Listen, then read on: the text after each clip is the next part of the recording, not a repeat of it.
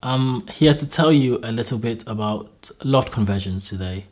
Most houses will have space underneath their roof, which is called your loft space. Some people refer to it as your attic space. In most cases, you can convert the space into usable space. There are a few key things that you need to consider when you are thinking of getting a loft conversion. The first thing you need to consider is the height of your loft. Generally, as a rough guide, the space that you want to get after you convert your loft must not be less than 2 meters. 2.4 meters is great. It's ample space for you to do whatever you require, because most of the time you'll be using it as a bedroom.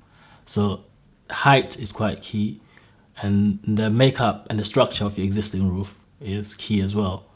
Where you have prefabricated trusses, it makes it a lot more difficult. You need a lot more steel work to make it work. So looking at the existing roof is something that needs to be done at an early stage, and I would advise getting a survey done of the existing roof to see structurally if you can accommodate a loft conversion. And the last thing I like to talk about is the staircase going up to the loft.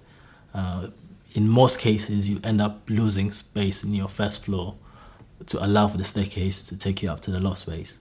Now, getting a good design for a staircase that would take you to the loft would allow you to maximize the space that you get, one in the loft and two in the remaining first floor area.